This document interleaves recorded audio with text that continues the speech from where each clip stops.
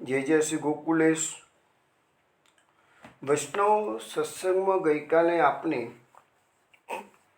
પદ્મનાભ દાસના કીર્તનના આધારે એ સમજ્યા કે જે પ્રેમરૂપી બજાર છે એ અનેક પ્રકારના છે. પુષ્ટિ ભક્તોના અંગો એ છીકા સમાન છે. પુષ્ટિ ભક્તોના હૃદયમાં રહેલો પ્રેમ રસ એ દહીં માખણ છે અને શ્રી કૃષ્ણ એના ભોગતા છે. જે રીતે ગોપીઓના ઘરે ભગવાન ચોરી કરવા જાય તો છીકામાં બધું ગોપીઓ દહીં માખણ સંતાડી રાખતા હતા, તો એ ભાવ અહીંયા પ્રકટ કરેલો છે. હવે આ પ્રેમરૂપી બજારમાં ગઈકાલે અનેક રીતે આપણે વાતો કરી. બજારના અનેક વસ્તુઓ વિચાય છે, એ બધું જોયું. મૂળ વાત એક જ છે કે ગોપીઓ જાતે આ પ્રેમરૂપી બજારમાં વેચાઈ ગઈ છે અને કૃષ્ણ નિધિને પ્રાપ્ત કરે છે. મુખ્ય વાત આટલી છે. હવે આપણે આટલી વાત આપણે સમજી ગયા તો આ બધા ભાવ પદ્મનાભ દાસે સમજાવ્યા આપણને. તો આવો જ એક સુંદર ભાવ આપણને પરમાનંદ દાસ પણ સમજાવે છે. એ વિનોદા કીર્તન કરે છે, પછી એનો ભાવ આપણે હું સમજાવું. જય શ્રી વલ્લભ દેવદની, જય શ્રી વલ્લભ દેવદની. રાસ વિલાસ કરત ગોવર્ધન, મૂર્તિ લલિત બની. જય શ્રી વલ્લભ દેવધની. પુરુષોત્તમ મુખ કમલ વિકસિત, રસિકની મધ્ય મની. બરન નિવેદન દૈવી જીવની કો, કૃપા કરીજુ ગણી. જય શ્રી વલ્લભ દેવધની. શ્રી ભાગવત સુધાનિધિમાંથી કે, વાણી નિગમ બની. લીલા સૃષ્ટિ સિંધુ સબ પૂરિત, દૈવી નિજ અપની. જય શ્રી વલ્લભ દેવધની. શ્રી વિઠ્ઠલ પ્રગટિત પરમાનંદ, ભજન પ્રચાર બની. શ્રી જમુના પુલિન કેલી વૃંદાવન, ગિરિધર ગુણિત ગુણી. જય શ્રી વલ્લભ દેવધની. જય શ્રી વલ્લભ દેવધની. જય શ્રી વલ્લભ દેવધની. આ કીર્તનમાં પરમાનંદ દાસજી આપણને એવો ભાવ સમજાવે છે કે શ્રી વલ્લભનું મહાત્મ્ય પ્રકટ કરે છે. જય શ્રી વલ્લભ દેવ ધની. આ વલ્લભ પ્રભુ અમારા સ્વામી છે, એમનો જય થાવ કે છે. રાસ વિલાસ કરત ગોવર્ધન મૂર્તિ લલિત બની. આ ગોવર્ધન પર જે પ્રભુ રાસ વિલાસ કરી રહ્યા છે એ જ મૂર્તિ સુંદર રૂપ ધારણ કરીને વલ્લભ રૂપે અવતરી છે. પુરુષોત્તમ મુખ કમલ વિકસિત રસિકની મધ્ય મણી. રાસ વિલાસનું જે ભાવ આપણને સમજાવ્યો છે મેં, તો એના માટે બાજુ ગુસાઈજીએ શબ્દ વાપરેલો છે આપણને સર્વોત્તમમાં, કે રાસ લેખ તાત્પર્ય. પછી પુરુષોત્તમ મુખ કમલ, એટલે એના માટે બાજુ શબ્દ આવ્યો કૃષ્ણાસ્યમ. સર્વોત્તમ સૂત્રના મહાપ્રભુજીના નામો. તો એ પુરુષોત્તમ જે પ્રભુ છે એના મુખ કમલ, એનું જ પ્રાગટ્ય છે. અને રસિકની એટલે પુષ્ટિ ભક્તોના મધ્યમાં મહાપ્રભુજી વલ્લભાચાર્યજી એ મધ્યમાં મણિમાન સમાન શોભી રહ્યા છે. હવે મહાપ્રભુજીનું પ્રાગટ્ય શું કરવા? તો લખ્યું છે શ્રી ભાગવત સુધા નિધિ મથિકે બાણી નિગમ બની. મહાપ્રભુજીએ પ્રાગટ્ય કરી, પ્રાગટ્ય થયું એટલું તો શ્રી ભાગવતનું સુધા નિધિ એટલે અમૃતનો સાગર, અમૃતનો ભંડાર. ભાગવત કેવું છે? અમૃતનો ભંડાર છે. એનું મથન કર્યું છે અને એમાંથી વેદ તુલ્ય વાણી પ્રકટ કરી. એટલે મહાપ્રભુજીના જેટલા ગ્રંથો છે એ બધા વેદ તુલ્ય વાણી છે બધી. લીલા સૃષ્ટિ સિંધુ સબ પૂરિત દૈવી નિજ અપની. હવે મહાપ્રભુજીએ શું કર્યું? તો આ વેદ તુલ્ય વાણી ભાગવતમાંથી મથન કરીને આપણને સમજાવી કાઢીને, અને જે નિજ દૈવી જીવો છે એ બધાને ભગવાનનું જે લીલા સૃષ્ટિ છે, એ સિંધુ એટલે સાગર છે, તો ભગવાનનો જે લીલાનો સાગર છે એ બધા દૈવી જીવોના હૃદયમાં પૂરિત કર્યો છે. એટલે બધાને ભર્યો છે કે જેટલા દૈવી જીવોને જે લીલા સૃષ્ટિ જે આપણને જે જાણવા મળે છે કે રાસલીલાનું તાત્પર્ય આપણે કહે છે ને, રાસલીલા કે તાત્પર્ય, તો એ ભાવ અહીંયા આપણને સમજાવવામાં આવ્યો છે. શ્રી વિઠ્ઠલ પ્રગટિત પરમાનંદ ભજન પ્રચાર બની. અને શ્રી વિઠ્ઠલનાથજી ગુસાઈ જે પ્રગટ થઈ અને પરમાનંદ રૂપી ભજનોનું પ્રચાર કર્યો. એટલે ભજન એટલે સેવા માર્ગ. તો સેવા માર્ગનો જે પ્રચાર કર્યો છે એ શ્રી ગુસાઈ જે કર્યો છે. અને શ્રી જમના પુલિન કેલી વંદ્રાવન ગિરિધર ગુણિત ગુણી.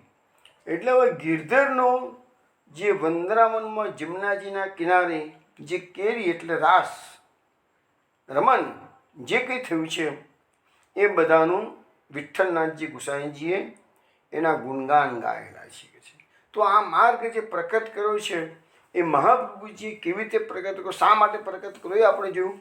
અને પછી એણે જે માર્ગને વિકસાવ્યો છે એ આ પ્રચાર કર્યો છે એ ગુસાઈજી, એ બંને વાતો આ કીર્તનમાં આપણને જાણવા મળી શકે છે.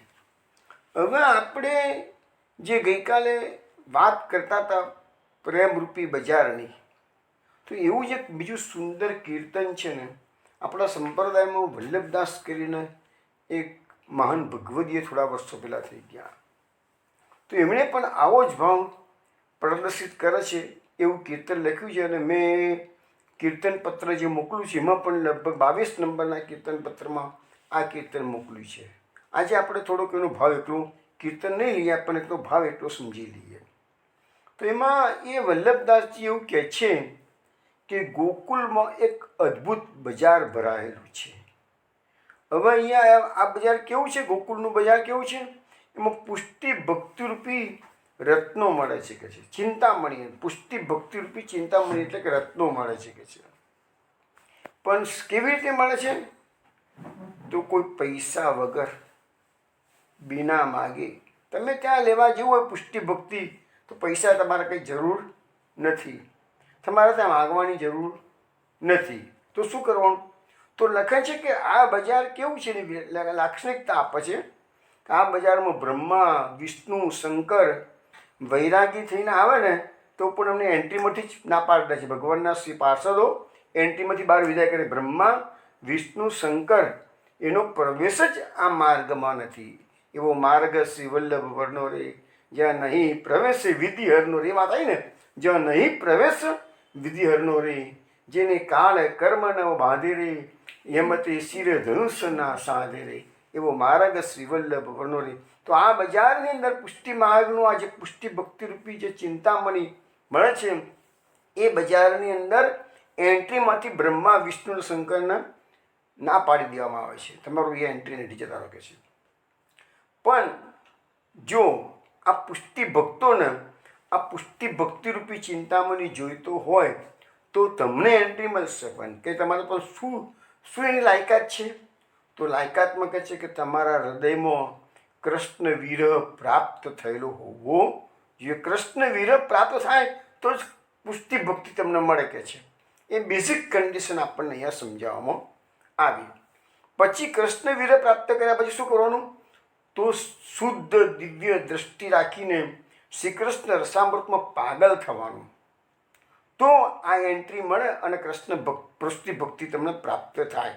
હવે તમે આ માર્ગમાં આવી ગયા, એન્ટ્રી મળી ગઈ, પણ તમે ત્યાં આ પુષ્ટિ ભક્તિના બજારની અંદર તમે એમ કહો કે મારે મોક્ષ લેવો છે, તો તમને અહીંયા એક પણ દુકાન મોક્ષ વેચતી જોવા મળશે નહીં. એટલે મોક્ષની કામના લઈને આ બજારમાં તમે આવશો તો તમે નિરાશ થઈ જશો. અહીંયા મોક્ષની કામના રાખી શકાતી નથી. તો શેની ભાવના રાખવાની છે? તો કૃષ્ણની ભાવના રાખવાની. તો કૃષ્ણની ભાવના રાખવાની તો કેવી રીતે રાખવાની? તો લખ્યું છે કે મન વચન અને કર્મથી શ્રી ગોસાઈજીના ચરણ કમળની વૃત્તિ નિરંતર તમારા મનમાં જાગૃત રહેવી જોઈશે, અને તો જ તમને કૃષ્ણ ભાવનો લાભ મળશે. અને કૃષ્ણ ભાવનો લાભ મળશે તો તમે પુષ્ટિ ભક્તિરૂપી રત્નો આ બજારમાંથી પ્રાપ્ત કરી શકશો. એટલે આ રત્નો પ્રાપ્ત કરવા માટે તમારે શું આપવાનું છે? સામે તમારો કૃષ્ણ પ્રત્યેનો પ્રેમ ભાવ છે એ પ્રકટ કરવાનો છે, તો ભક્તિ પ્રાપ્ત થશે. પરંતુ આ બધું શક્ય ક્યારે બને? તો લખે છે કે આ સોદો તો શ્રી વલ્લભની કૃપાથી જ સાધ્ય બનશે. તમારું આમાં વલ્લભની કૃપા વિના આ માર્ગમાં કોઈ પ્રવેશ કરી શકતું જ નથી. એટલે આ બજારની અંદર પણ તમારે વલ્લભની કૃપા હોય તો જ પ્રવેશ મળશે. અને લખાય છે છેલ્લે છેલ્લે એ કોઈ બળભાગી જેને જ આ બજારમાં આવી અને પુષ્ટિ ભક્તિ પ્રાપ્ત કરી શકે છે. તો આવું એક પદ આપણે જે અત્યારે પ્રેમ ભક્તિના બજારની વાત ચાલતી હતી એટલે મને આ વલ્લભદાસનું પદ કહેવાનું મન થઈ ગયું. હવે આપણે ગઈકાલે જે પદ્મનાભદાસનું કીર્તન તો ઘણું મોટું હતું, ભાવ મુખ્ય વસ્તુ મેં આપણે સમજાવી લીધેલી. એની અંદર એક બીજી વાત આવી કે આ માર્ગ કેવો છે? તો ભાવરૂપી વૃક્ષોની સઘન છાયા જેવો છે. તો તમારા આ માર્ગમાં ઠેર ઠેર ભાવરૂપી વૃક્ષો છે, એટલે તમને કોઈ પણ જગ્યાએ તડકો કે કોઈ કષ્ટ સહન કરવું પડતું નથી.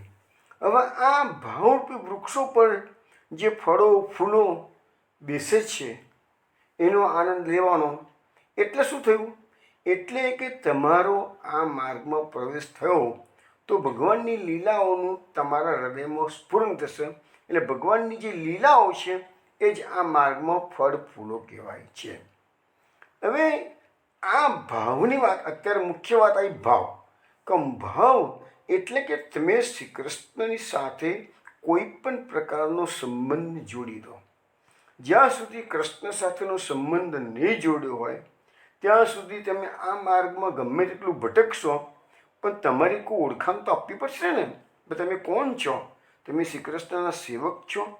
તમે શ્રી કૃષ્ણના બાલભાવ કેળવવા માટે રાખો છો કે તમે શ્રી કૃષ્ણના સખા છો? તો એ બધા જે ભાવો મેં એક વખત સમજાવેલા છે. તો અહીંયા એવું આપણને સમજાવવામાં આવ્યું છે કે શ્રી કૃષ્ણ પ્રત્યેનો તમારો કોઈ ભાવ તમારા હૃદયમાં સ્થિર થવો જોઈશે. મહાપ્રભુજી કીધું કે સર્વદાસરો ભાવે અને ભજનની ઉર્જા દીપ, પણ એ બધા ભાવથી આપણે સેવા કરીએ છીએ, પણ જ્યારે સંબંધ પાક્કો બાંધવો હોય ત્યારે એક ભાવને, બધા ભાવોમાંથી એક ભાવને સ્થિર કરી દેવો પડશે. હવે લખાય છે કે જો સ્વામી સેવકનો ભાવ હશે તો ભગવાન પ્રત્યે તમારા સ્વામી થશે, એટલે કે તમારા એ પૂજ્ય થશે. એટલે તમે એને માનથી જોશો, પણ પ્રેમથી જોશો, પણ પ્રેમ કરતો પણ શેઠ નોકર માટે શેઠ વધારે માનનીય છે. એટલે એમાં પ્રેમ તત્વ ઓછું હશે પણ માન તત્વ વધી જશે. પણ જો બાલભાવ રાખશો કે સખ્ય ભાવ રાખશો તો એમાં તમારો પ્રેમ પરિપૂર્ણ થશે. કે બે મિત્રો છે, એકબીજાને પુષ્કળ પ્રેમ કરતા હોય, અથવા માતા પિતા હોય એ બાળકને પણ પ્રેમ કરતા હોય, પણ નોકર હોય એ શેઠને એમ નહીં કે શેઠ હું તમને પ્રેમ કરું છું, એમ નહીં કહી શકે. એ નોકર તો શેઠની જોડે બે હાથ જોડીને ઊભો જ રહે. આપણા પુષ્ટિ માર્ગમાં તો મોડા દાસભાવને જ અગત્યતા છે. અને દયારામભાઈ તો એટલે સુધી કહી ચૂક્યા છે કે દાસના દાસનો દાસ પ્રભુ મુને કરજો રે. આપણા પુષ્ટિ માર્ગમાં દાસાનો દાસ શબ્દ આવે છે, પણ દયારામભાઈ તો એનાથી પણ એક સ્ટેપ આગળ વધે છે. એ દાસના દાસનો દાસ પ્રભુ મુને કરજો રે, એવું દયારામભાઈ કહે છે. તો આ આપણો તો દાસનો ભાવ છે, પણ છતાંય કોઈ બળભાગી જેનો હોય એ આગળ આપણો અલ્ટિમેટલી આપણો હવે વ્રજમાં પ્રવેશ થયો છે. અને હવે નંદ મહોત્સવની વાત આપણે કરવાની છે. તો નંદ મહોત્સવમાં નંદરાયજીનો શ્રીકૃષ્ણ પ્રત્યે ભગવાનનો ભાવ નથી, બાલભાવ છે. ભલે આનંદ ઉત્સવ ખૂબ સુંદર રીતે કરે છે. આપણે અષ્ટકાના પદોને આધારે ગયા અઠવાડિયે જોયું, અને હવે આપણે ભાગવતના શ્લોકોના આધારે જોઈશું. પણ એ બધો જે પ્રેમ છે એ પોતાના પુત્ર તરીકેનો છે, નહીં કે ભગવાન તરીકેનો. હવે આ જે હું તમને એ વસ્તુ પણ અનેક વાર કહી ચૂક્યો છું કે ભગવાન દરેકના ભાવનું પોષણ કરે છે. આ કૃષ્ણનો માર્ગ જ એવો છે કે તમે એક વખત સંબંધ તો બાંધી જુઓ, એ નિભાવે છે કે નથી નિભાવતું. હવે હું તમને આ બાલ ભાવ અને સખા ભાવ એ બંનેના એક એક ઉદાહરણ આપીને સમજાવીશ, તો તમારા મગજની અંદર આ વસ્તુ બરાબર સેટ થઈ જશે. આપણે બાલ ભાવમાં એક મહાત્માની વાત મેં વાંચી હતી ઘણા વખત પહેલાં. એક મહાત્મા જંગલમાં ઝૂંપડી બાંધી અને ગોપાલની સેવા કરે, એકાંતમાં રહે, આખો દાડો સેવા કરે, ભજન કરે, જંગલમાં ફળ ફૂલ થાઈને લઈ આવે, ગોપાલને ભોગ ધરે લે, અને આમ રાત દિવસ એકાંતમાં રહે અને ગોપાલની બાલ ભાવે સેવા કરે. વર્ષો નીકળી ગયા, ભગવાને કોઈ દિવસ એની સાથે વાત પણ ના કરી. પણ મહાત્માને એમ હતું કોઈક દાડો તો પ્રભુ મારી સાથે બોલશે, કોઈક દાડો તો બોલશે. પણ આ તો જિંદગી નીકળી ગયા કે મહાત્મા થયા વૃદ્ધ. હવે એમ સમય જતાં મહાત્માને તબિયત બગડવા મળી વૃદ્ધાવસ્થાના કારણે. એટલે બીજા દૂર દૂરથી બીજા બધા સાધુઓને ખબર પડવા મળી કે પેલાના મહાત્મા હવે વૃદ્ધાવસ્થામાં તબિયત સારી રહેતી નથી. એટલે બધા વારાફરતી એમની તબિયત જોવા માટે બીજી ઝૂંપડીઓમાં રહેતા હોય સાધુઓ આવે છે, મહાત્માને પૂછે છે કે હવે તમારું તબિયત સારી રહેતી નથી, ગમે ત્યારે દેહ પડે તો અગ્નિ સંસ્કાર માટે તમે શું વિચાર્યું છે કે છે? તો કે મારા ગોપાલની સેવા કરી છે, ગોપાલ આવીને અગ્નિ સંસ્કાર કરી જ શકે છે. જો મહાત્માનો કેટલો દૃઢ વિશ્વાસ, આખી જિંદગી ગોપાલની સેવા કરી છે બાલ ભાવે, તો કોઈ દાડો ગોપાલ બોલ્યો પણ નથી, પણ છતાંય મરવાની સમય આવ્યો છે તો એ મહાત્મા કહે છે કે ના, મારો ગોપાલ આવીને અગ્નિ સંસ્કાર કરી જશે, એટલે મને એની બિલકુલ ચિંતા નથી કહે છે. અને સાલું બન્યું પણ એવું કે થોડાક દિવસમાં મહાત્મા એક્સપાયર થઈ ગયા. અને બધા સાધુઓને જેમ જેમ ખબર પડી બધા આવ્યા અને નદીના કિનારે એમના મૃતદેહને લઈ ગયા છે. બધા લાકડા ભેગા કરીને મૂક્યા છે, ઉપર મૃતદેહને સુવડાવ્યો છે.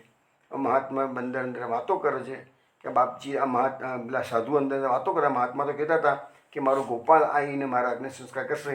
એ જો કહે છે કે આ તો એમની આખી જિંદગી ગોપાલની બાલ ભાવે સેવા કરી છે, પણ એ તો કોઈ ત્યાં દૂરથી એક નાનકડો 7 વર્ષનો છોકરો બૂમ પાડતો આવ્યો, ઊભા રહેજો હું આવી ગયો છું, ઊભા રહેજો હું આવી ગયો છું કહે છે. મારા પિતાશ્રી જાતો કહે છે, આ તો મારા પિતાશ્રીજી કહે છે. અગ્નિ લઈને આવ્યો તો છોકરો, 7 વર્ષનો સાવરો બાળક.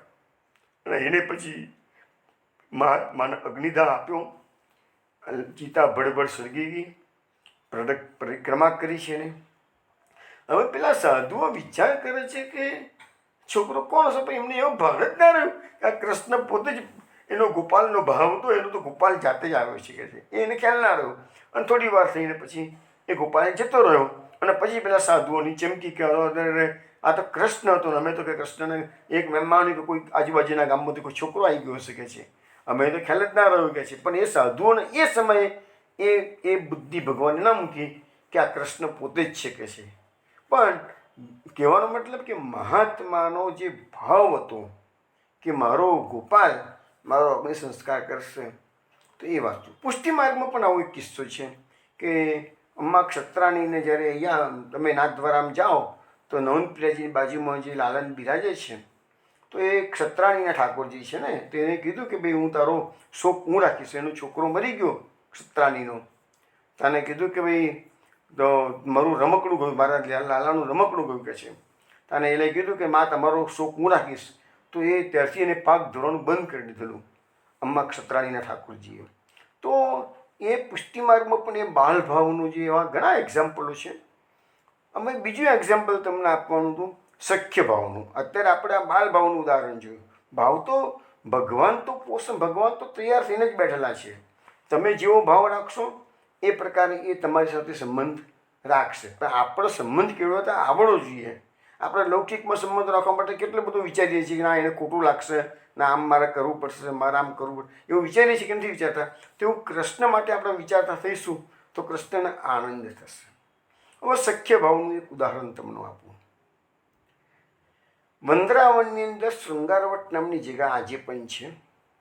ત્યાં એક નંદકિશોર ગોસ્વામી કરીને એક સ્વામીજી રહેતા હતા. એમનો આશ્રમ હતો.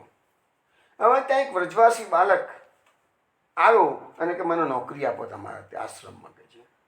તો બેટા તું શું કામ કરીશ? તો કે તમારી ગાયો ચરાવીશ કે છે. તો સારું કે છે, ચાલ આશ્રમમાં તું રહી જા કે છે, અને મારી ગાયોને તું ચરાવજે કે છે. અને પેલો બિચારો છોકરો, એનું નામ હતું ભોદુ. અને ભોદુ સ્વભાવનો ઘણો જ ભોળો હતો, એટલે જ એને બધા ભોદુ કહેતા. અને જૂઠું તો ક્યારેય બોલે જ નહીં, આવડે જ નહીં જૂઠું બોલતા. એને સ્વભાવનું એકદમ સરળ. શ્રીપાદ એટલે જે નંદકિશોર ગોસ્વામી બધા શ્રીપાદ કહેતા. શ્રીપાદ એને ગાયો ચરાવવાનું કામ સોંપ્યું. એને ટાઈમસર સવારે નીકળી જાય ગાયોને ચરાવવા માટે. વંદરાવનની સામે કિનારે ભાંડીર વન છે, ત્યાં આગળ લઈ જાય અને સાંજ પડે પાછું લઈ આવે કે છે. એ થોડું ઘણું પ્રસાદ બાંધી આપ્યું હોય તો બપોરે ત્યાં આગળ પ્રસાદી લઈ લે અને ચૂપચાપ એનું જે કામ આપ્યું હતું એ સેવાનું કામ એ એકદમ સારી રીતે ખંતથી કરતો હતો. પણ બધાને ધીરે ધીરે આશ્રમમાં ખબર પડી ગઈ કે આ ભોળું તો ઘણો ભોળો છે અને કોઈની પણ વાત કહો તો માની જાય છે કે છે. એક જણે ટીકડીમાં એને કીધું ભોળુંને, અલા ભોળું તું ભાંડીર વનમાં ગાયો ચરાવવા રોજ જઉં છું, તો તને તો ખબર છે કે તો નંદલાલ પણ ગાયો ચરાવવા માટે ગાયો લઈને રોજ આવે છે કે છે. તને કોઈ દાડો મળ્યા છે કે છે? તો કે ના મળે તો નથી મળ્યા કે છે. પણ નંદલાલને ઓળખવાના કેવી રીતે કે છે? મળી જાય તો કદાચ કે છે. તો એ બધા ગાયો ચરાવવા માટે બીજા બધા આવતા હોય છે, પણ મને ખબર નથી. નંદલાલને મેં બધા જોયા નથી કે છે. બિચારો બહુ ભોળિયો હતો. એ પેલા લોકો કીધું કે નંદલાલને ઓળખવા તો એસી છે કે કેવી રીતે? તો કે જે માથે જેવો મોરપીંછનો મુગટ ધારણ કરેલો હોય, હાથમાં બંસરી હોય, પીળું પિતાંબર હોય, કેળે કંદરો હોય, ગળામાં વનમાળા ધારણ કરેલી હોય, કાનોમાં કુંડલ હોય, એટલે તું ઓળખી જ જઈશ. શ્યામલો છે કે છે, થોડો શ્યામળ એનું શરીર છે ને, શ્યામ છે કે છે. અચ્છા એવું છે કે છે, સારું હું બરાબર ધ્યાન રાખીશ કે છે. તો હવે એ છોકરાને એટલું બધું ભોળો હતો તો માની ગયો સાચી. પેલા લોકો તીખડી કરતા હતા ને આ સાચી માની ગયો. એટલે રોજ સવારે ગાયો લઈને ભોંડી રોડમાં જાય. હવે એના મગજમાં પેલી છબી વસી ગઈ. જે સમજાવ્યું હતું ને કે માથે મોરપીંછનો મુગટ હોય, ગળામાં વૈજયંતી માળા હોય, કેળે કંદોરો હોય, કાનોમાં કુંડલ હોય, હાથમાં બંસરી હોય, પિતાંબર ધારણ કરેલું, આ બધું એના મગજમાં બરાબર ઉતરી ગયું. સવારથી સાંજ સુધી જુદી જુદી દિશાઓમાં એ દ્રષ્ટિ કર્યા જ કરે છે. આજે તો નંદલાલ ગાયો ચરાવતા મને ભેગા થઈ જ જશે, આજે તો નંદલાલ ગાયો ચરાવતા મને ભેગા થઈ જ જશે. એટલે જ્યાં જ્યાં પણ ગાયોનું ટોળા દેખાતા હોય તો દોડી જાય, પણ બીજો કોઈ જ ગોવળિયો દેખાય. અમે એના સારા એવા દિવસોને એટલે બહુ જ ઇંતજારી કરી અને કે નંદલાલ કોઈક દાડો તો મને મળશે ને કે જે બધાએ કીધું છે કે ભાંડીર વનમાં ગાયો ચરાવવા માટે નંદલાલ આવે છે, તો કોઈક દિવસ તો મને મળશે ને કે છે. ભલે કે છે હું શોધ્યા જ કરીશ ને. હવે બિચારો સવારથી સાંજ સુધી રોજ રાહ જુએ છે. ભગવાનને એક દિવસ દયા આવી આવા ભોદુ ઉપર ભગવાન વિચારે છે, બિચારો કેટલા દિવસથી મારી આતુરતાપૂર્વક રાહ જોઈ. મેં કીધું ને, ભગવાન ભાવનું પોષણ કરે છે. અને ત્યાં તો દૂરથી એક દિવસ ભગવાને કૃપા કરી, દૂરથી જોયું તો ગાયોનું ટોળું આવી રહ્યું છે. પેલાની જે ટેવ પડી ગયેલી એ પ્રમાણે જોયા કરે છે કે ગોવાળીઓ પેલો સમજાવ્યું હતું એવા સ્વરૂપવાળો ગોવાળીઓ દેખાય છે. અને ત્યાં ગાયોના ટોળાની પાછળથી નંદલાલ પોતાના સખાઓ સાથે મસ્ત ગજગતીએ ચાલતા ચાલતા ભાંડીરોન તરફ આવી રહ્યા છે. એટલે પેલો ભોદુ ખુશખુશાલ થઈ ગયો, નંદલાલને જઈને મળે છે.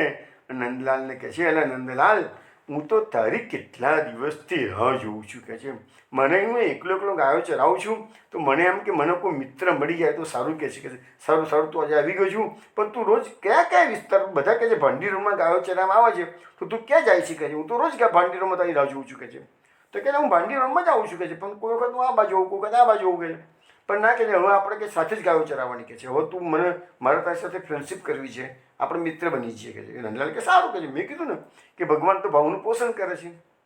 અને બંને પછી તો રૂટીનમાં રોજે રોજ ઠાકોરજી નંદલાલ આવે છે, બંને જણાની ગાયો ભેગી થઈ જાય, પેલા નંદલાલના સખાઓ આવે છે, બધા ભેગા થઈને મસ્તી કરે. રોજે રોજનું આ તો થઈ ગયું. ભોદુને ખબર નથી કે આ તને અલભ્ય લાભ મળી રહ્યો છે. ભોદુ તેમ જ માને છે મારા જેવો ગોવાળીઓ છે. એક જ વસ્તુ એના મગજમાં હતી. હવે શું બન્યું કે રોજે રોજ ભગવાન એના ગોવાળિયા મિત્રોને કહે કે આજે તારા ઘેરથી બધાને માટે પ્રસાદી લાવું છે, આજે તારા ઘેરથી. એમ કરતાં કરતાં એક દિવસ ભોદુનો વારો આવ્યો. ભગવાને કીધું, ભોદુ, આવતીકાલે આપણે દાલ બાટીનું ભોજન કરી શકે છે, તો તું તારા આશ્રમમાંથી એટલું બધું આપણે બધા સખાઓ જમી શકે એટલો સામાન લઈને આવજે, અને અહીંયા આપણે જાતે દાલ બાટી બનાવી અને આપણે બધા સમૂહ ભોજન કરીશું. બહુ બધું વિચારો, બહુ ભોળો હતો. એને કે સારું. કહે છે, બીજે દિવસ આશ્રમના ભંડારમાં ગયો, અને ભંડારમાં પેલા ભંડારી પાસેથી બધું ઘણું, આપણા જે પેલો પુષ્ટિ માર્ગમાં કિસ્સો આવે છે ને પરેનો, રંગીલ વ્રજવાસીનો, એના જેવો જ આ કિસ્સો છે. પણ પેલો રંગીલનો કિસ્સામાં શું છે કે બે જ પાતળ બનાવતા હતા. અહીંયા થોડો જુદો પડે છે કિસ્સો, પણ કિસ્સો બેઝિકલી સરખું જ છે બધું. કે પેલો રંગીલ પણ વ્રજવાસીનો બાળક ભોળો હતો, અને પરે ઠાકોરજી માટે બધું લાવતો હતો. પણ અહીંયા તો ઠાકોરજી રોજ નંદલાલ બનીને એની જોડે સખા તરીકે રમતો રમે છે. હવે પેલો ભોદુ એ દિવસે વળી પેલા ભંડારીને કંઈ ખબર ના પડીને એને કીધું, એટલું બધું આપી દીધું. ભંડારીએ પૂછ્યું પણ નહીં કે આટલું બધું તું શું કરવા લઈ જવું છું. કે છે, પણ માગ્યું એટલે પેલા ભંડારીએ બધું આપી દીધું તોલી. એટલી તો ખબર હતી ભંડારીને કે આ છોકરો બહુ ભોળો છે, ખોટું બોલે એવો નથી અને ખોટું કામ કરે એવો નથી. કે છે, તો બધાનો વિશ્વાસ આશ્રમમાં બેસી ગયેલો. એટલે એને મોટું પોટલું ચડાવ્યું માથા ઉપર અને લઈને જતો હતો. એ આશ્રમની બહાર નીકળતો હતો. ત્યાં પેલા સ્વામીજી, જે નંદકિશોર ગોસ્વામી, જેને બધા શ્રીપાદ કીધા, એમની નજર પડી ગઈ. ભોદુ આજે માથા ઉપર આટલું મોટું પોટલું બાંધ્યું છે. કે છે, અને આટલો બધો ભાર લઈને ગાયો લઈને જાય છે, તો કે આટલું બધું શું કરવા લઈ જાય છે? કે એક જણને જમવાનું કેટલું હોય? કે છે, એટલે એને શ્રીપાદે એને ઊભો રાખ્યો. એટલે ભોદુ, આ માથા પર શું છે? કે છે, તો કે દાલ બાટીનો સામાન છે. કે છે, તો દાલ બાટીનો સામાન, પણ આટલી બધી દાલ બાટી બનાવવાની છે? કે છે, તો ભોદુ કહે છે, કેમ? નંદલાલ મારી જોડે આવે છે રોજ ગાયો ચરાવવા માટે. કે છે, એ નંદલાલે કીધું છે કે કાલે આપણે બધા દાલ બાટી ખાઈશું. કે છે, એટલે માટે લીધું છે. બિચારો ભોળ્યો હતો બહુ, એટલે સહેજતાથી બધા જવાબ આપે છે. નંદ કિશોર ગોસ્વામી સમજી ગયા આ શું છે. કે છે, નંદલાલ?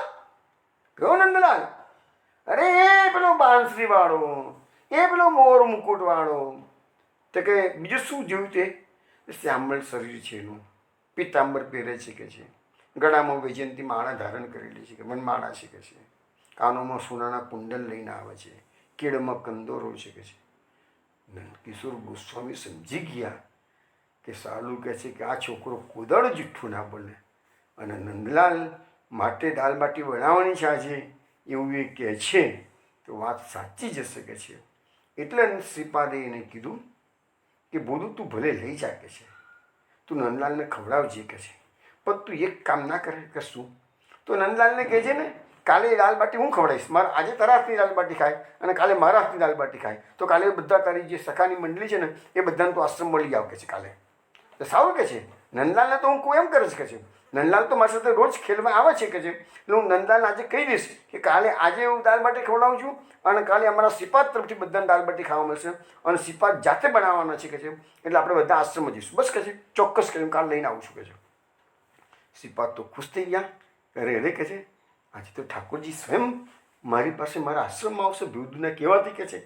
હજુ પેલાને ખબર નથી નંદલાલ એલા ઠાકોરજી પોતે જ એને ટાઈમ ના કે મારો સખા છે. બસ આ બોધુના મનમાં આંખ છે. બોધુ તો ગાડી ભંડીરણ પહોંચી ગયો. શ્રીનાથજી નંદલાલ પોતાના સખા મંડળી સાથે આવી ગયા. બધી ગાયો ચરે છે. એક ઝાડ નીચે બધા બેસી દાલ બાટી બનાવે છે. સમૂહ ભોજન કરે છે. બધું પતી ગયું, ભોજનનું કામ બધું પતી ગયું. પછી બોધુએ વાત કાઢી કે નંદલાલ દેખ એક વાત તને કરવાની છે. કે શું? જો આજે હું બધું આટલું મોટું પોટલું લઈને આવ્યો ને તો શ્રીપાદે મને પૂછ્યું એટલે મેં કહી દીધું કે નંદલાલ એની સખાઓ સાથે તો ગાડી ગાયો ચરવા માટે આવે છે કે છે અને અમે બધા મિત્રો થઈ ગયા છીએ કે છે, એટલે આજે મારો વારો છે કે જે બધાને જમાડવાનો કે છે, એટલે મેં આ દાલ માટીનો આટલું બધું સામાન લીધો છે કે છે. પણ હવે તો શું છે, શ્રીપાદ તો મને લડ્યા પણ નહીં, ઉપરથી ખુશ થઈ ગયા અને ઉપરથી મને એમ કીધું છે કે તારા નંદલાલના સખા મંડળી સાથે તું કાલે મારા આશ્રમમાં બોલાવી દે કે છે, હું જાતે દાલ બાટી કરીને તારા નંદલાલને ખવડાવીશ.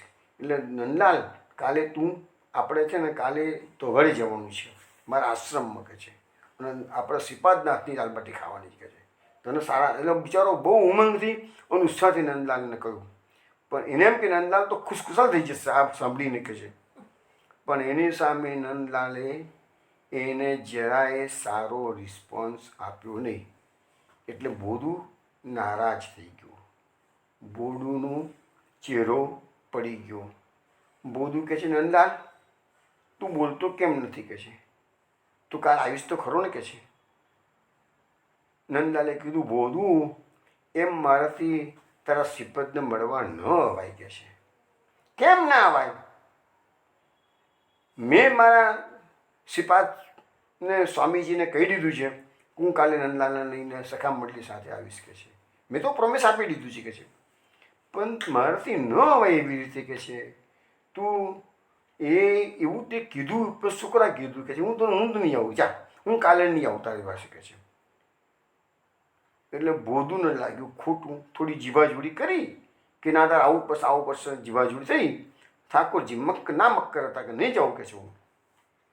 એટલે બોધુએ કીધું કે જો હવે બોધુએ તો જિંદગીમાં કોઈ દાડો ગુસ્સો કર્યો નહોતો, કોઈ દાડો જૂઠું બોલ્યો નહોતો, સરળ સ્વભાવનો ભલો ભોળો બ્રજવાસીનો છોકરો હતો. એટલે બોધુએ કહ્યું નંદલાલને કે તો નંદલાલ મારી વાત તું નથી માનતો તો તારી ને મારી આજથી કિટ્ટા આવે કે છે. હવે આપણે ગાયો ચરાવવા માટે સાથે ભેગા થતા હતા એ બની થઈએ કે છે. હું મારી રીતે મારી ગાયો ચરાવીશ, તું તારી ગાયો ચરાવજે કે છે. હવે આપણી ફ્રેન્ડશીપ આજે પૂરી થઈ ગઈ, આપણી મિત્રતા પૂરી થઈ ગઈ કે છે. એમ કરી ને બોધુ તો પોતાની ગાયોના ટોળામાંથી પોતાની ગાયોને જુદી ત્યારે તારવી અને બીજી દિશામાં ચાલવા મળે કે છે. બસ હવે મારે તારી સાથે વાત નથી કરવી કે છે. બોધુને લાગી ગયું ખોટું. હવે પેલો નંદલાલ સમજી ગયા બોધુને મનાવવાનો અઘરો છે કે છે. આપણે ગઈકાલે કીધું તામસી ભક્તો તો હઠાગ્રહી પૂરો હઠીલો હતો. બોધુ ભલે આમ સીધો હતો પણ અત્યારે હઠીલો બની ગયો છે, તામસી ભક્ત થઈ ગયું છે. એટલે બોધુએ તો શ્રી કૃષ્ણ બોલવા ગયા, નંદલાલ બોલવા ગયા, એટલે બોધુ મારી વાત તો સાંભળ, બોધુ મારી વાત તો સાંભળ. પણ એ સાંભળે બીજા. એ તો સીધો ગાયો લઈ પોતાની ગાયો લઈ અને બીજી જ દિશામાં એ ગાયોને હોંકતો નીકળી ગયો. પેલો નંદલાલ જેમ વધારે જોરથી બૂમ મારે બોધુ ઉભો રહે બોધુ ઉભો રહે, પણ બોધુ સાંભળતો ને પેલો જેટલી જોરથી વધારે બૂમ મારે છે એટલું બોધુ ગાયોને જલ્દી હોંકીને ભાગે છે કે છે. બોલો તમે શું ભગવાનના ભક્તો નહીં, ભગવાન જોડે કેવો સંબંધ છે કે બોધુ ભાગે છે ગાયોને લઈને અને પેલા શ્રી કૃષ્ણ નંદલાલ બૂમ મારતા રહ્યા, સાંભળતા જ નથી બોધુ. છેવટે શ્રી કૃષ્ણ દોડે છે પેલાના કરતાં વધારે ઝડપથી અને એને પેલાના માર્ગમાં વચ્ચે જઈ અને નંદલાલ બે હાથ પોળા કરીને ઊભા રહે છે કે છે.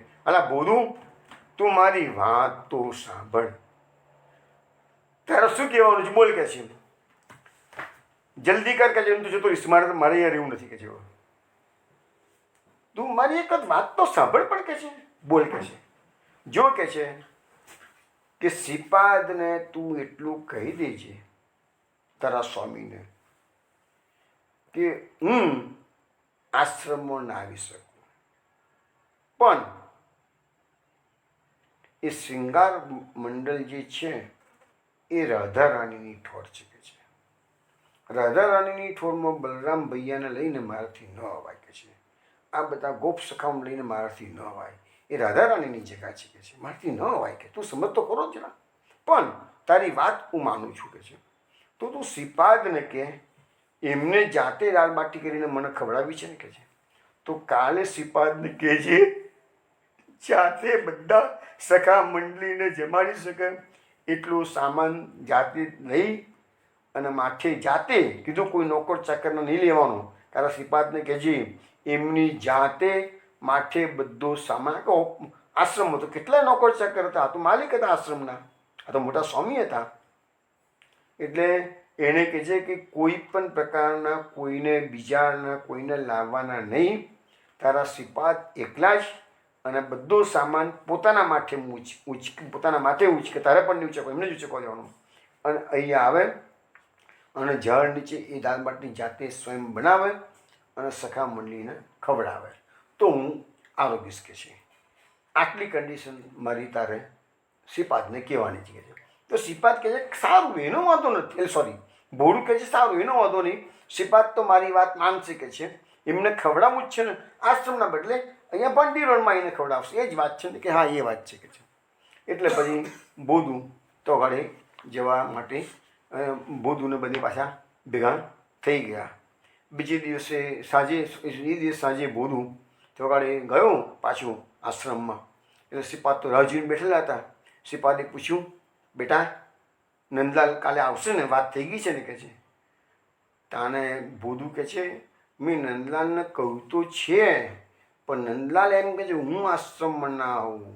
પણ તારા સ્વામીને કહે છે કે જાતે જ બાલબાટીનો સામાન બધો પોતાના માથે ઊંચો કરી અને અહીંયા લાવે અને જંગલમાં ઝાડ નીચે બનાવે અને અમે બધા સખા મંડળીવાળા અહીં એમની દાળ બાટી ખાઈશું કે છે.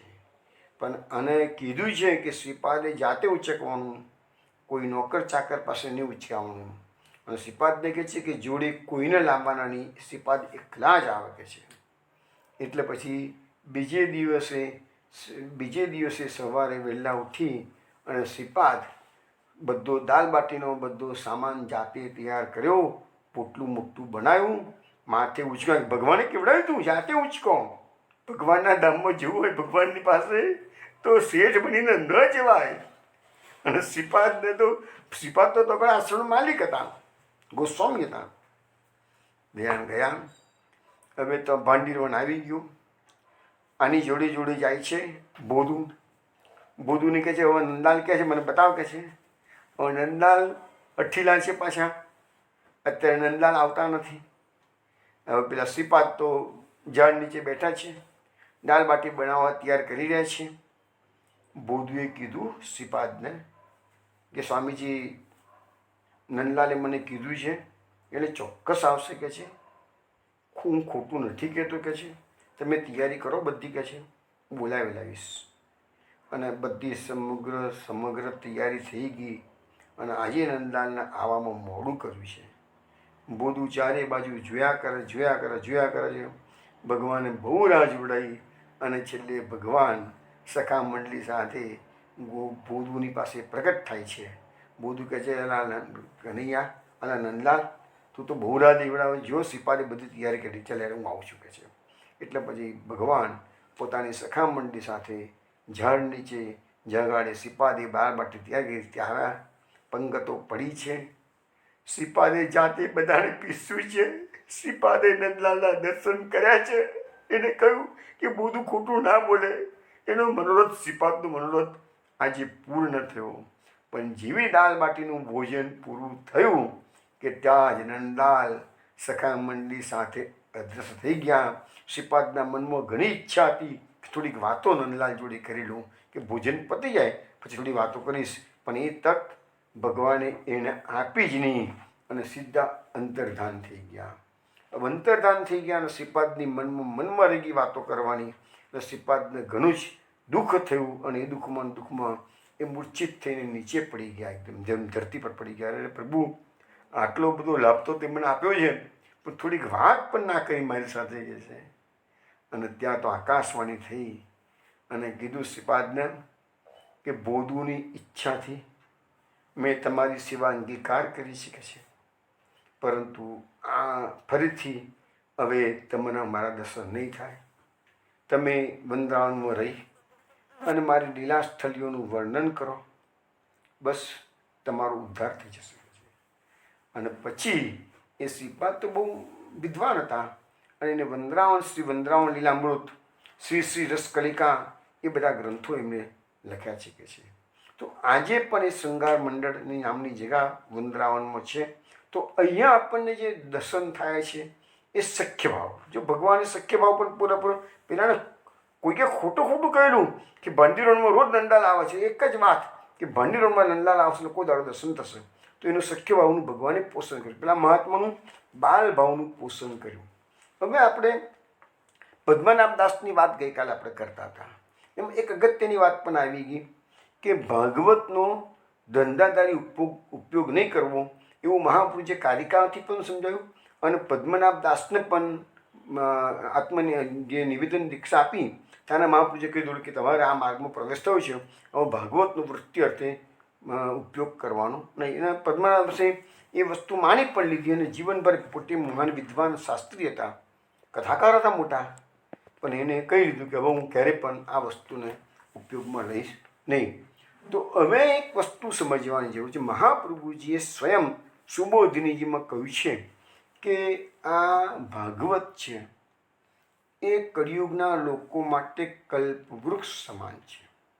હવે એ તમારે કે છે એની લૌકિક કામનાઓ હોય કે અલૌકિક કામનાઓ હોય, એ બધી ભાગવત પૂરી કરી આપે છે.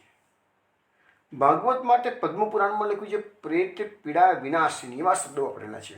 એટલે કોઈને પ્રેતની પીડા થતી હોય તો પણ એને ઉદ્ધાર કરી આપે છે. ને આપણે એક પ્રસંગ વચમાં તમને કહેલું, એ વસ્તુ પણ આપણને અલ્હાબાદ ત્રિવેણી સંગમનો પ્રસંગ કીધેલો પ્રબુદ્ધ બ્રહ્મચારીનો, એ તમને યાદ હશે. તો હવે સવાલ આવ્યો કે આ ભાગવત બધાના દુઃખ દર્દ મનોકામના પૂર્ણ કરે છે, પરંતુ મહાપ્રભુજી આ ભાગવતનું મથન કરીને એનો જે ઉપયોગ આપણને બતાવ્યો છે એ શું બતાવ્યો છે? તો કૃષ્ણાધરામૃતા સ્વાદ. તો તમારા ભાગવતમાંથી કૃષ્ણનો અધરામૃતનો સ્વાદ લેવાનું છે. પછી મહાપ્રભુજી કહે છે લીલામૃત રસાળનાથી કરતાખિલ શરીરભૂત. આ ભાગવતનું ખરું તાત્પર્ય આમાં છે, રાસ લીલૈક તાત્પર્ય મહાપ્રભુજી આપણને સમજાવે છે. પુષ્ટિ દેહધારીઓને શ્રી કૃષ્ણની નિકુંજ લીલારૂપી જે અમૃત રસ છે એનાથી આ ભાગવતમાં ઊંડા ઉતરશો તો તમે રસ ભીના થશો. એ જે નિકુંજ લીલાનો જે અનુભવ કરવાનો છે એ આ ભાગવતના માધ્યમથી કરવાનો છે. કારણ કે એટલા માટે આપણને અહીંયા કહેવામાં આવ્યું છે કે આ ભાગવત ગુઢાર્થ પ્રકાશન પરાયણ. અને આ ભાગવત કેવું છે? ભાગવત સુધાનિધિ મટકે બાની નિગા. આજે એમનું કીર્તન કહ્યું ને થાય તો શ્રી ભાગવત સુધાનિધિ મટકે બાની નિગમ બની. આ ભાગવતનું મથન મહાપુરુષે કર્યું છે અને એ સુધા જે પ્રગટ કરેલી છે એનાથી સારભૂત આશસ્ત્રી ભાવ પૂરિત વિગ્રહ. તો એનું જે સારભૂત છે, ભાગવતનો સારભૂત છે એ અમૃતનું ભાગવત રૂપી અમૃતના સાગરનું જે સાર છે તે છે રાસલીલા. અને તે ગોપીભાવથી પૂરિત આપણું શ્રી મહાપ્રભુજીનું વિગ્રહ છે. તો એ ભાગવતનો જે અલૌકિક લાભ લેવાની જગ્યાએ આજે લોકો બધા એનો જે લૌકિક ફાયદો જ ઉઠાવવાનો પ્રયત્ન, કારણ કે એ લોકોને એની ખબર નથી કે પછીનો હવે એક ફાયદો તમને કરી આપે એટલે બીજો ફાયદો ના મળે. એક વસ્તુ ભાગવત એનું ફળ આપ્યા વગર રહેવાનું નથી. હવે તમે લૌકિક રીતે એને મૂલવશો તો જે અલૌકિકમાં એની જે આટો પહેલાના જેવું થઈ ગયું કહેવાય કે રત્નોને આ લોકો કાચના ભાવે વેચી લે છે. ભાગવત રૂપી રત્ન મળ્યું છે પણ તમે એની કિંમત કેટલી કરી? કાચ જેવી કરી. તો એ રીતે જેનું સાચું ફળ જે એનું જે છે તો જે રાસલીલામાં સ્થાન પ્રાપ્ત કરવાનું કે ભગવાનનું જે લીલા સમુદ્ર છે એ હૃદયમાં પ્રગટ થવું જોઈએ. એ ભાગવત રૂપી સાગરથી આ તમારું થવું જોઈએ. તે ફળ આપણને મળતું નથી, કારણ કે આપણે એને લૌકિક ફળની આકાંક્ષા રાખીને ફરીએ. એટલે આ બધા જે લોકો ભાગવતનું લૌકિક રીતે એક વખત પ્રતિષ્ઠા મેળવી ગઈ, પ્રતિષ્ઠા મળી એટલે ભાગવત એનું ફળ આપી દીધું. તમે અમૃત પીશો તો જાણે કે જાણે એનું ગુણ કરશે. તમે ઝેર પીશો જાણે કે જાણે તો ગુણ કરશે. અગ્નિ પર પગ જાણે કે જાણે મૂકશો તો દાજશો છે. તો એવી રીતે ભાગવત પણ તમે એ હાથમાં લીધું, ભાગવતનો અભ્યાસ કર્યો, ચિંતન કર્યું, મનન કર્યું એટલે ભાગવત ફલરૂપ થવાનું જ છે.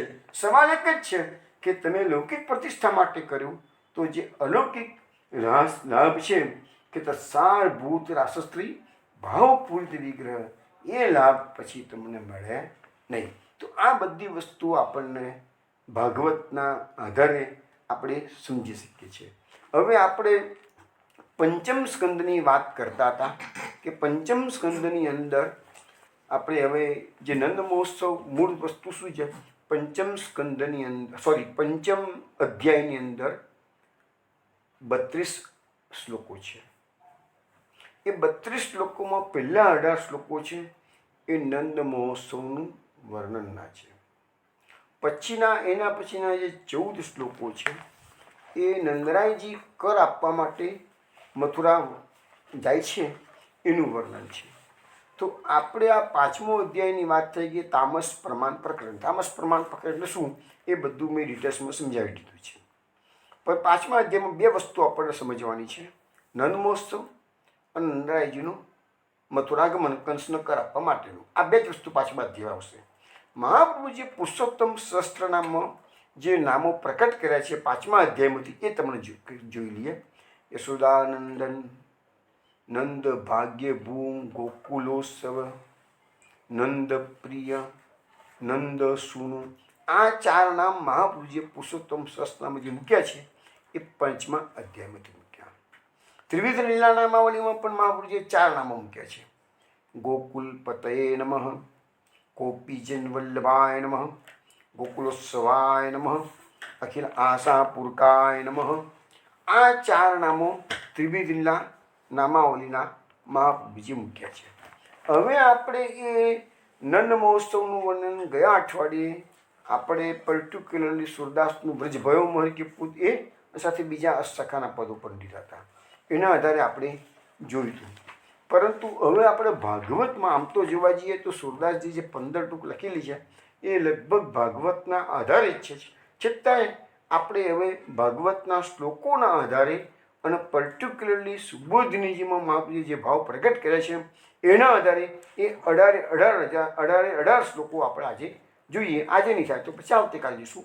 પણ અત્યારે તમને 18માંથી 6 શ્લોકોનું ગાન વિનોદા કરશે. પછી તમને 6 શ્લોકો હું સમજાવું છું.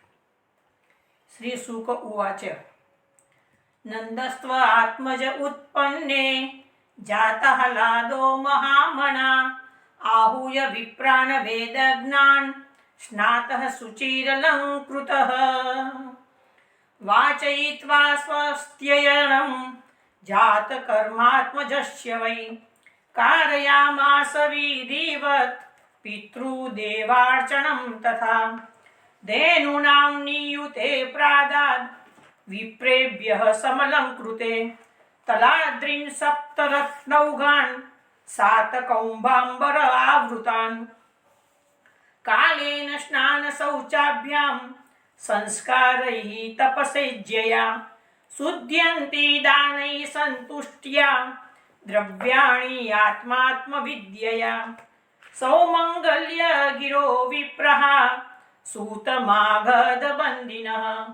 गायकाश्च जगुर्नेदुः भैर्यो दुन्दुभयो मुहुः व्रज सम्मुष्ट संसिक्त द्वारा जीर गृहांतर चित्रध्वज पताकाश्रक चैल पल्लव तोरणै. હવે આ 18 શ્લોકો જે નંદ મહોત્સવના વર્ણન સુખદેવજી કરે છે એના પહેલા 6 શ્લોકોનું ગાન વિનોદાએ કર્યું. હવે હું તમને પહેલાં તો આ 6 શ્લોકોનું ગુજરાતી ભાષાંતર સમજાવું અને પછી હું તમને સુબોધિનીજીના ભાવ સમજાવવાનો પ્રયત્ન કરું. હવે આ 6 શ્લોકોનો સળંગ લઈ લઉં છું કે નંદરાયજીએ જ્યારે જાણ્યું કે તેમના ત્યાં પુત્ર ઉત્પન્ન થયો છે એટલે એમને ઘણો આનંદ થયો અને મોટા મનવાળા લખ્યું છે કે મહામના એટલે મોટા મનવાળા થઈ અને એમને વેદ જાણનાર બ્રાહ્મણોને બોલાવ્યા. સ્વયં પછી પહેલાં તો સ્નાન કર્યું, પવિત્ર થયા, અલંકારો પહેર્યા, બ્રાહ્મણો પાસે સ્વસ્તિ વાચન પૂર્વક પુત્રનું જાતકર્મ સંસ્કાર કરાવ્યા અને બ્રાહ્મણોએ પાછા પિતૃ અને દેવોનું પૂજન કર્યું છે. હવે એ વખતે વસ્ત્રો અને આભૂષણોથી સજ્જિત 2 લાખ ગાયોનું દાન નંદરાયજીએ બ્રાહ્મણોને કર્યું છે. રત્નો, સોના અને વસ્ત્રોથી ઢાંકેલા તલના 7 પર્વતો પણ દાનમાં બ્રાહ્મણોને આપ્યા છે. પુત્ર જન્મના સમયે કાલથી વંશની વૃદ્ધિ થાય, વંશની શુદ્ધિ થાય, કાલથી વંશની શુદ્ધિ થાય, સ્નાનથી સંપૂર્ણ દેહની શૌચથી દેહની એક ભાગની અને જાતકર્મ વગેરે સંસ્કારોથી વૈદિક કર્મ માટે દેહની શુદ્ધિ થાય, યજ્ઞથી પ્રભુ પ્રસન્ન થાય, દાનથી દ્રવ્યો શુદ્ધ થાય અને દ્રવ્યોનો સંકોચ હોય તો સંતોષથી શુદ્ધિ થાય અને જીવની આત્મવિદ્યાથી શુદ્ધિ થાય. એટલે બધી જે શુદ્ધિઓના પ્રકાર આપેલા છે કેવા પ્રકારનું છે એ આપણે સમજીએ. પછી બ્રાહ્મણોએ વેદો અને પુરાણોમાંથી સુમંગલ વાણીનો ઘોષ કર્યો. સૂત મગધ બંદીજનોએ પણ આશીષ આપતી વાણીનો ઉદ્ઘોષ કર્યો. ગાયકોએ ગાન કર્યું. ભેરી અને દુદુંબી વગેરે મંગળવાદ્યો તો વાગવા લાગ્યા. હવે વ્રજમંડળના બધા ઘરોમાં બારણા, આંગણા, ઓરડા, વાડી જોડીને સાફ કરવામાં આવ્યા. બધે સુગંધિત જળનો છંટકાવ કરવામાં આવ્યો. રંગબેરંગી ધ્વજા, પતાકા, પુષ્પોની માળા, વસ્ત્ર, પાંદડાના તોરણો આ બધું બાંધવામાં આવ્યું છે.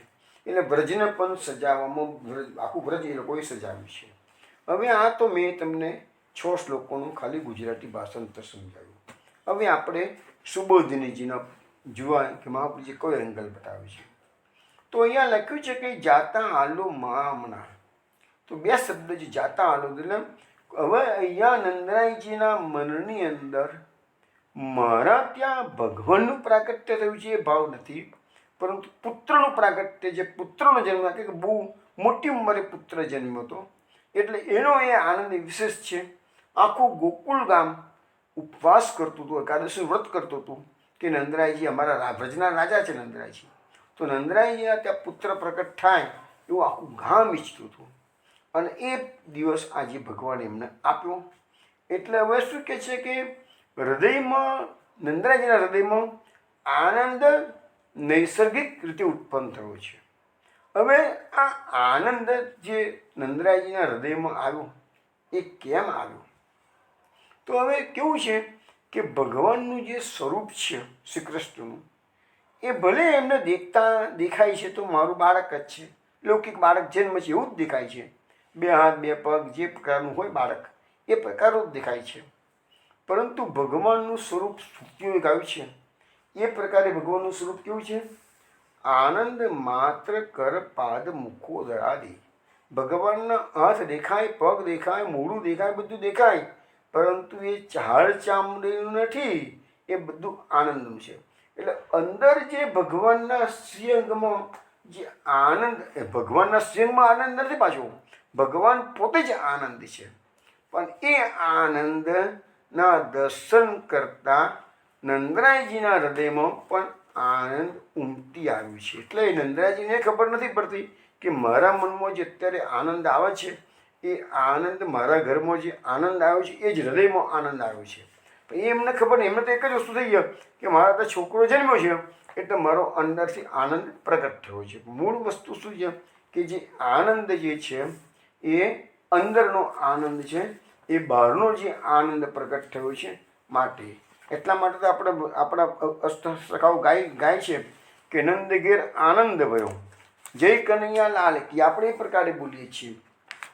હવે કહે છે કે બીજા પણ ગવાયું છે કે પરમાનંદ ભયો ગોકુલ મેં. આનંદ બી છે, પરમાનંદ બી છે. મહાપ્રભુજીએ પણ આપણને સમજાવ્યું છે કે પૂર્ણાનંદો હરિ તસ્માત કૃષ્ણેવ ગતિર્મમ. તો ભગવાન કેવા છે? આનંદ સ્વરૂપ છે, પરમાનંદ સ્વરૂપ છે, પૂર્ણાનંદ સ્વરૂપ છે.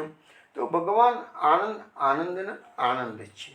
એ આનંદનું સ્વરૂપ નંદરાજી હતા પ્રકટ થયું છે. એટલે એ આનંદને જોતા જ એમના હૃદયનો આનંદ પ્રકટ થયો છે. આ મુખ્ય વાત છે. હવે બીજી વસ્તુ કે ભગવાનનું બીજું સ્વરૂપ કેવું છે? તો મધુરાતિ મધુર. એ મહાપ્રભુજીનું કહો. શ્રુતિઓએ તો ભગવાનના આનંદ સ્વરૂપનું વર્ણન કર્યું છે, પણ મહાપ્રભુજી સ્વામિનીજી છે. એટલે સ્વામિનીજી તરીકે એમને જે અનુભવ થયો છે કેવો છે? મધુરાધિપતિ મધુર. હવે અધરમ મધુરમ વદનમ મધુરમ, તો એ તો નંદરાજી જુએ છે, એના અધર જુએ છે, વદન જુએ છે, હસિતમ મધુરમ બધું જુએ છે. તો જે જોઈ શકાય છે તેટલું તો ખ્યાલ આવે ને કે આ બધું મધુરું મધુરું મધુરું મધુરું છે. તો એ મધુરું જે શબ્દ જોયો, એક વસ્તુ સમજો, આપણે મધ એવો શબ્દ બોલીએ તો તરત જ આપણા મગજમાં ઉતરવાનું કે નહીં ઉતરવાનું કે મધ કેવું હોય? મધુરું હોય. સાકર કેવી હોય? તો એકદમ મીઠી હોય, મીઠાશવાળી હોય. તો એ વસ્તુ જેવું આપણે જોઈએ છે તો મનમાં એવો ભાવ જાગૃત થાય છે. તો એવી રીતે અહીંયા શ્રી કૃષ્ણનું સ્વરૂપ મધુરું પણ છે અને આનંદપૂર્ણ છે. એટલે નંદરાયજીને જે ભાવ જાગ્યો છે એ આનંદ, હૃદયમાં આનંદ આજે સમાતો નથી. એટલે એક શબ્દ આવી ગયો, જાતા આલો હતો. હવે આપણે તો શું છે કે પ્રણાલિકાઓ છે કે નવમના દિવસે નંદ મહોત્સવ કરવાનો. એટલે આપણે બધા ઉત્સવો ઉજવીએ છીએ ખરા, આપણને પણ આનંદ આવે છે. જ્યાં હું કેવું નથી કહેતો, પણ આપણો આનંદ કેવો છે? બધો ક્ષણિક આનંદ છે. કલાક સુધી નાચી કૂદીએ ને આનંદ મનાય, જય કનૈયાલાલ કી, હાથી ઘોડા પાલકી બોલીએ છીએ, એ બધું કલાક માટે છે. એટલે આપણો જે આનંદ છે ને એ રિયલ આનંદ નથી આવતો. જ્યારે નંદરાયજીનો જે આનંદ હતો ને એ રિયલ આનંદ હતો કે છે. હવે બીજી વસ્તુ મહાપ્રભુજી આપણને સમજાવે છે કે અહીંયા નંદરાયજી આજે મહામના છે, એટલે મોટું મનવાળા છે. મોટું મનવાળા કેમ કીધું છે? તો એમને એટલો બધો આનંદ થયો કે ઉત્સવની અંદર એમને પોતાના ભંડાર ખુલ્લા કરી દીધા છે. જે આવ્યું ને જે માગ્યું, જેને જો જાચ્યો સો દીની રસોનંદરાય ધરે, અતિ દાન માન પ્રદાન પૂર્ણ કામ કરે. તો જેને જે માગ્યું આપ્યું, ના માગ્યું હોય તોય આપ્યું છે, માગ્યું હોય તો આપ્યું છે, પણ ના માગ્યું હોય તોય આપ્યું છે. તો એવા નંદરાયજી આજે મોટા મનવાળા છે.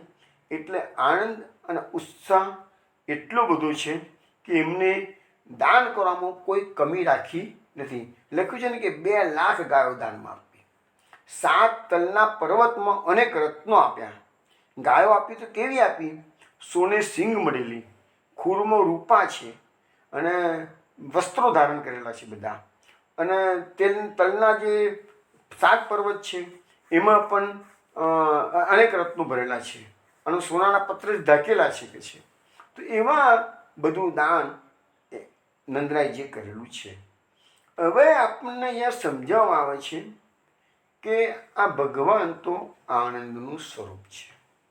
દરેકના હૃદયમાં આનંદ આજે નંદરાયજી એકલા નહીં, આખા બ્રજમંડળમાં બધાના ગોપી જેટલા આવ્યા છે એ બધાના આનંદ સમાતો નથી. અહીંયા સમજાવવામાં આવે છે કે વરસાદ ઉપરથી ગમે તેટલો પડે પણ જો ઘડો આપણે મૂકીએ તો ઘડો જેટલો નાનો હોય તો ઓછું જળ આવે, મોટો ઘડો મૂકીએ તો મોટું. વરસાદ તો ગમે તેટલો પડ્યો પણ ઘડામાં તો જેટલું જ સમાશે એટલું જ જળ આવવાનું છે ને, વધારે આવી શકવાનું નથી ને. એવી રીતે આ આનંદનો આજે ભગવાનને વરસાદ વરસાવે છે. પણ દરેક જણની પાત્રતા અલગ અલગ હોય. કોઈ પાત્ર ખાલી હોય તો વધારે ભરી જાય, કોઈ પાત્ર નાનું હોય તો ઓછું ભરી જાય, કોઈ પાત્ર મોટું હોય પણ અંદર બીજો બધો કચરો ભરેલો હોય તો આનંદ ઓછો ભરાઈ જાય.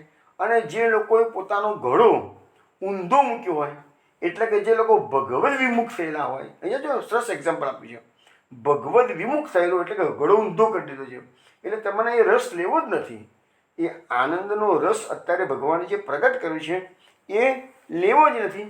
તો એ ઘડો ઊંધો મૂક્યો હોય તો એને બિલકુલ રસ નથી મળતો. એટલે જે લોકો ભગવદ વિમુખ થયેલા છે એના આ ભગવદ આનંદ ક્યારે એટલે આપણે કહીએ છીએ ને કે સત્સંગમાં જે આનંદ આવતો એ લોકોને પછી આ ઉત્સવોમાં પણ ઘણાને આનંદ નથી આવતો હતો, પછી આ શાસ્ત્રોની વાતોમાં ઘણાને આનંદ આવતો નથી હોતો, મહાપ્રભુજીના આપણે આ બધા કીર્તન થતા હોય તો એ બધું મુખ્ય કારણ શું છે કે એ લોકો બધા ભગવદ વિમુખ થયેલા છે. અને આપણને અનેક વાર સમજાવી ચૂક્યો છું કે આ પુષ્ટિ માર્ગ છે એ લૌકિક અને વૈદિકથી ઉપરનો માર્ગ છે. હવે જે લોકોને આપણે આગળ આવશે છે, રાજસ અત્યારે તામસ ભક્તોની વાતો કરી તો આગળ રાજસ અને સાત્વિક ભક્તોની વાતો આવશે. તો એ બધા ભક્તો કેવા છે? એ લોકોને શાસ્ત્રોમાં રસ છે, એ લોકોને સત્કર્મમાં રસ છે. જ્યારે આ માર્ગમાં ભગવાને જે નિરોધ કરેલો છે તો શાસ્ત્રથી પર છે. આ વેદોક્ત માર્ગ નથી, આ વેદની ઉપરનો માર્ગ છે. વેદાતીત પુરુષોત્તમનો જે વેદોક્ત પુરુષોત્તમ એ મર્યાદા માર્ગમાં છે બધા, અને આ વેદાતીત પુરુષોત્તમ એ પુષ્ટિ પર પૂછી શકે છે. તો આ બધા માર્ગની અંદર જે લોકો ભગવદ વિમુખ છે, ભલે એ લોકો ધાર્મિક વૃત્તિના હોય પણ ભગવદ વિમુખ છે, તો ભગવદ વિમુખને આ રસ મળવાનો નથી. જે આનંદનો રસ આજે જે ભગવાને ગોકુળમાં પ્રકટ થયું તો નંદગીર આનંદ ભયો, તો એ આનંદનો બધાને જે લાભ મળવો જોઈએ એ બધાને પોતાની પાત્રતા મુજબ મળેલો છે. જે ભગવદ વિમુખ હોય એને બીજું નથી, બિલકુલ નથી મળ્યું. તો હવે અહીંયા વેદોને વિપ્રોને બોલાવવામાં આવે છે. તો એવું લખ્યું છે સુબોધિનીજીમાં કે સઘળા દેવતાઓ એ વેદજ્ઞ વિપ્રોમાં, એટલે વેદના જે પ્રકારના પંડિતો વિપ્રો છે એમાં બધા દેવતાઓનો વાસ છે કે છે. અને સર્વ દેવતાઓના સાનિધ્યથી આ મહોત્સવ સંભવી છે. એટલે અહીંયા શરૂઆત કોને કરી મહોત્સવની? તો વેદોએ. કેવી રીતે શરૂઆત કરી છે કે જેમ, તો પછી એના માટે એમને આ બધા વેદોક્ત શ્લોકો કે શ્રીસૂક્ત એ બધાની શરૂઆત કરી દીધેલી છે એમને શાસ્ત્રોના વચનોથી. તો એ બધું થયું એટલે આખો મહોત્સવની શરૂઆત થઈ ગયેલી છે. તો પછી બાવાનંદે નંદ બાવાએ સ્નાન કર્યું, બાળકનું નાળ છેદન કરાવ્યું છે, પછી શુદ્ધિક વૃદ્ધક લાગે છે તો એના માટે પછી શુદ્ધિકની કરી છે, પછી દાન સંસ્કાર વગેરે કરવામાં આવેલા છે. હવે શુદ્ધિ બે પ્રકારની કીધી છે, તનની અને મનની, બહારની અને અંદરની. અને પવિત્રતાના પ્રમાણમાં બહુ રસાનુભવ થાય. એટલે જે પ્રકારના તમે પવિત્ર, એટલે આ વસ્તુ પછી આપણામાં આવે છે કે આ શુદ્ધિકરણનું જે આખો પ્રસંગ છે એ તમને કાલે સમજાવીશ કે કેટલા પ્રકારની 6 પ્રકારની શુદ્ધિ કરવામાં આવેલી છે. તો એ 6 પ્રકારની શુદ્ધિ શું છે એ બધું હવે કાલે રાત્રે 8 વાગે આપણે મળીશું, ત્યારે સુબોધિના આધારે સમજાવીશું. જય શ્રી કૃષ્ણ. જય જય શ્રી ગોકુલેશ. જય જય શ્રી ગોકુલેશ.